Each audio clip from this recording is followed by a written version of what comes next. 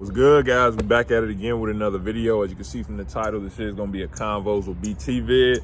As y'all know, with these, I like them to be a little bit more informal, more like a conversation. That's why I hit y'all on Instagram, YouTube, multiple platforms these last couple days asking for topics, questions y'all want me to cover in this video today. I did get some pretty good topics that I'm really excited to talk about. Y'all see where I'm at with the double rims outside, back where a lot of our basketball journeys probably started at. Not many people can shoot out here. Y'all already know I'm really knocked down out here, really on any court. They should have let me shoot in college. We don't really want to talk about that, but let's jump right into this video. So the first question I want to answer for y'all is, what do you think about the whole highlight discussion? Do you think that OTE makes it worse for the next generation of players that are trying to make it pro? And what this question is basically talking about is, recently Austin Rivers went on a podcast and he was just saying that nowadays a lot of players, pretty much a majority of the players, they're playing for the mixtapes. They're playing for the highlights. They're playing for the followers, the likes. They're playing to go viral. They're not playing to get better. They're not playing to really go out there and show what they can do on the court. They just want to make a highlight play. They want to dunk on somebody, shoot a three, turn around, and get it posted on Instagram so they can go viral and they can get their followers. And this is something that we've actually talked about on the channel a good amount, because when I go to these tournaments and when I went to Peach Jam recently and I go to these jams, if there's a player out there that can dunk and can do it sort of kind of consistently, there were cameras on both baselines, on the sidelines, in the stands. I remember I told y'all I went to go see Caleb Foster play, who I easily consider a top 10 player in the class of 2023. But then the games that had DJ versus Matas, the games that had Bronny in it, everybody in the gym recording, EYBL staff got to tell people to get out because it's at capacity. So you can't really blame the kids when all they want to do is get out there and get on a highlight tape and do all this extra stuff, when literally I'm in the gym and I'm watching a highly ranked player and he does not play well in this game at all. He dunks on somebody or gets a couple dunks, and I checked Instagram after the game and they posting like he won and he dominated.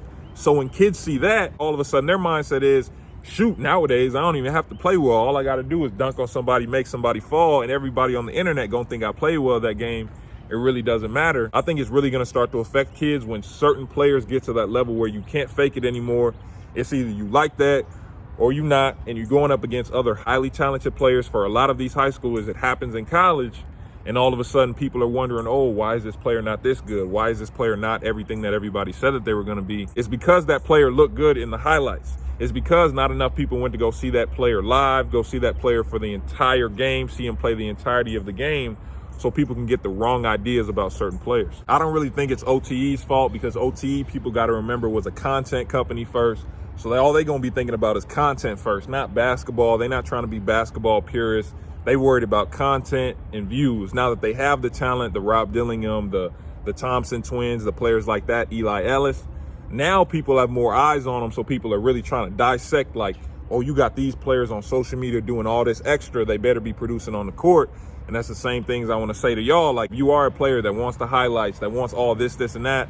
You better make sure that you have the game to back it up, because at some point, everyone that's seen your highlights is going to come watch you play. And I'm telling you, you better be able to hoop. Next question I want to answer for you guys is, please talk about the main difference between high school and college athletics for any sport. And this is something that we've talked about a lot on the channel, and I literally do it on purpose. I know sometimes it might sound repetitive, but I really try to get my point across. High school and college, it's something entirely different. It doesn't matter the sport. And the biggest difference that I saw firsthand is that intensity. Is the intensity of every practice, every workout, every single thing you do. Like, it's literally watched, and they making sure you giving maximum effort. So when I first showed up, we told this story before, I'm thinking a 45-minute workout. I'm thinking 45 minutes in high school, but 45 minutes in college had me laid out on the ground, could barely move. I remember my first week of summer workouts. That weekend, I literally did not leave my bed. I didn't leave my bed, because it's just a different level of intensity that they require from you every single day. And here's the thing, in high school, you can hide, you can fake, you can get fake hustle. But once you get to college and you got somebody else that was a 3-star or was a 4-star, or he was a high major transfer, or he was a D2 All-American, you can't hide anymore. You have to go 100% or you will get exposed. And that's the biggest difference. For a lot of kids, the biggest thing that you can do to prepare for college athletics is to just get in the gym. And when you get in there, you got to lock in and go 110%, because what you think is 100% in high school is not 100%. You got to push over that to get ready for what you're going to see in college, because it's really something different. And I'm gonna tell y'all this, for those that want to go high major, I didn't have this at my mid-major school or at the low major I was at, but at that high major Division I level, they have this technology where it's this certain compression shirt that you wear underneath your jersey, underneath your practice jersey, and it allows them to track your energy output in every practice, in every game. So please think that you can lie to these machines that's telling them you only going 60%. There is no faking it. There is no, like, literally everything is tracked. That's why I'm telling you, the intensity is something you got to prepare for and try to get ready for early. How did you handle and play through tough emotional games? Can you give some examples of your experience when you lost focus due to emotions or circumstances that you can't control? And I'll also pair that with another one of y'all that asked, how do you improve confidence, right? And if you go back on the channel, especially in a lot of my older videos, I talked about there were a lot of games, practices, workouts that I would go to where I was nervous before, I was anxious before, I didn't want to go simply because I was always the player that was questioning if I was really good at basketball. Like, I would be on teams with other highly talented players, playing other highly talented teams, playing in front of coaches, and I still would be out there sometimes like, am I good enough to be out here? Do I deserve to be out here? And there were certain points in the games where it kind of would bleed over. And it's kind of a similar thing when you talk about how do you improve confidence out there on the basketball court, because when I felt the most anxious or emotional, or, you know, I just didn't have the confidence for the game, is when I was at those moments when I didn't trust the work that I put in. When a lot of people talk about confidence, they talk about it passively in that, oh yeah, confidence is something that's just going to come to you and, you know, things like that. But that's not the case. Like, confidence is something you have to build. Confidence is something that you have to try and get to every single day, because there is always going to be that little voice in your head telling you, you're not good enough. You can't make that shot. You can't make this team. You can't do this. You can't do that, which is why you have to overwork to silence that little voice in your head that's going to tell you that you're not good enough, that you can't do something. So one thing that I found, that when I was on the court and when I was nervous and when I was in highly emotional games and I wasn't sure if I can really get something done, if I can make this shot, if I can do this, and that, I would just try and think in my head and trust my work. Think about all those days when I was in the gym, when I didn't feel like getting in the gym. This is why I tell y'all you have to do this, because by doing that, it builds your confidence. It builds that mental strength so that when you're in those emotional games, when you're anxious, when you really aren't sure if you can do something, you have memories to think back of when, oh yeah, I was in the gym at like 6 a.m. and I was working on this, and man, I stayed late after practice and I was working on this. So, you know, I done put in the work. All I have to do is trust my work and make sure I'm doing the same things that I've been doing, and everything will take care of itself. I will always be the person to say on this channel specifically, when it comes to basketball and really when it comes to all sports, you have to take care of your mental health first. In sports like basketball, if you don't have the confidence, if you aren't confident in yourself that you can do something, I'm telling you, it can really, really affect your career. And I'm a great example of this. We've talked about it with the free throws. Literally, my freshman year, I shoot 70% from the free throw line. I break my leg, I get a rod put in my tibia. Next thing you know, I get to the free throw line and I start that next season 0 for 7. So I'm like, what? Oh, I got to change something. And then all of a sudden I keep missing, and then it got into my mind. And I'm telling you guys from firsthand experience, I probably wouldn't wish that on anybody. That's why I kind of understand what Ben Simmons is going through. When you second guess everything you do out there on the court, I'm talking about, there were times where I didn't even want to get fouled because I didn't want to go to the free throw line. And it just affected every aspect of my game. All of a sudden, I'm not going up for offensive rebounds like I used to. All of a sudden, I'm not going up as strong because I don't want to get fouled. That's why I'm telling y'all, take care of your mental health. Make sure that you're putting in the work, that if you need to talk to somebody, you're talking to somebody, because this comes first.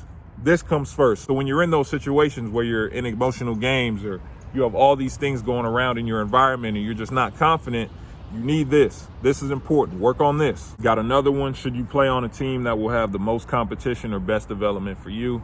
And this is a topic that's pretty polarizing in the basketball community, because you'll have people on both sides. You'll have people over here that's going to say, oh no, you need to be playing on a team with the top competition, with the best players. You need to be going against the best players. And then you'll have people on the other side of the spectrum that's going to say, oh no, you need to worry about yourself. You need to get yourself better first. You need to work on your game. Gilbert Arenas says with his son, he lets him play on a team by himself without all the highly ranked players, because he wants to let him learn that dog, that killer mentality that, you know, I can do it by myself, before he even joins a team of more talented players. And honestly, in my opinion, I don't think it's a set answer to that question. I think it honestly depends on each individual player, because every individual player's journey is going to be different, right? So you can have a player who he can join a team that has a lot of competition, all the highly ranked players, and he'll get better in practice. because iron sharpens iron. He's playing all the best players in practice, and he's going to get good just off that, right? When it comes game time, he's not going to be playing because he has other highly ranked players on the team. But then if you go play on a team by yourself when you're in these practices, you might not be getting better because you're not going up against the talent. But at the same time, you can get in the game and you can be able to work on things in game and live game action, which is why I think it really depends on the player and his development. Because if you are a player who is, extremely talented, really good at the game of basketball at the point you are right now, and when you're going to practice and you feel like you're in practice and you're taking plays off and you chill in practice, you don't feel challenged. And then when you go and play in these games and you're just completely dominant, you look like one of these kids that's 18 playing against 16-year-olds. If you look like that and you feel like that, you're just way better than everybody else. Then I think it would be smart to make that decision and maybe think about going to another school where you can play against highly talented players that are going to challenge you every single day. It really just depends on the player. Like, if you feel like you need to be challenged, and for a lot of players, I'm going to say you need to be challenged every single day in practice and then in the games. But if you feel like, okay, I need to go somewhere where I can work on my game, where I can get to the point where I feel dominant in every game, then I understand if you stay where you're at. Like I said, I just think it depends on the player. We're going to end this with this last question, which was, what was your workout routine in college? My freshman year of college, we've talked about it. I was focused. I'd never been to a party before. I'd never done none of the extracurriculars, so I was focused. I was stepping on campus. I'm focused on going to the league. I'm focused on working out. I'm focused on getting better, right? So when my teammates will come up to me and they'd be like, hey, bro, let's go to this party. Let's go do this. Let's go do that. What would I say? Oh, nah, bro, I'm going to the gym. I'm going to go work out. And I was actually in the gym. I was actually working out. And I was doing that for the majority of my freshman year. I had some injuries, so there were some times when I couldn't work out. But for the most part, my freshman year, I was working out. I was in the gym. So we'd have practices, we'd have workouts. Most of the time, I'd either come later on at night and work out, or I might come in the morning. What I really want to tell y'all is, after my freshman year of college got me. So what did I say? Before, I didn't do anything, right? But after my freshman year, and it was my sophomore year, and all of a sudden I'm comfortable on campus. I've been here for a year. I relaxed a little bit. So all of a sudden when my teammates would come to me and they'd be like, hey, bro, let's go out. I'm okay. And then guess what happened? Another time they'd ask me, let's go. I'm going in too. Next thing you know, I'm going out almost every single time. And we've talked about it in my college story times. I ended up making bad decisions. And guess what I wasn't doing? Working out as much. I was focused on girls. I was focused on attention. I was focused on everything but basketball, until it was the second half of my junior year. And I kind of look up and I'm like, hold on, B. Like, you aren't as good as you thought you were going to be at this point. You know what I mean? You got hurt a lot over these last year, 2 years. Why? Because you weren't taking care of your body, because you weren't stretching, because you were trying to stay out late.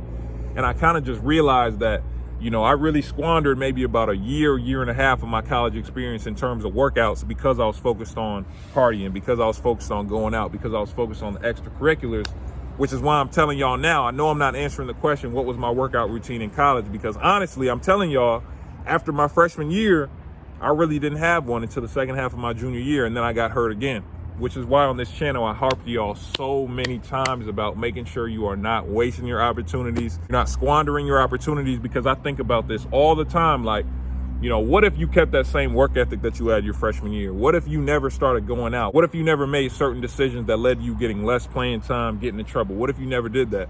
Which is why I have to tell y'all every single day, every time I get the chance to, do not waste time. You do not have days to waste. I'm telling you, your basketball career is going to come to an end one day. The basketball is going to stop bouncing one day. I'm telling you, you're going to have to be out here like me, getting shots up from time to time. So make sure you're taking advantage every time you lace up your shoes. I will tell y'all an example of a workout routine that I saw that actually did work. And that was a workout routine of Brandon Goodwin. He ended up making it to the league, right? We'd have practice at 2. Brandon was in the gym before practice. I've seen him in the gym before practice, an hour and a half, 2 hours before practice in a full sweat. That's what I would see, right? We'd have practice. Keep in mind, college practices are more like 3 hours. Brandon is still in the gym later on that night after that. Keep in mind, I didn't even mention the weight session that we would have that day.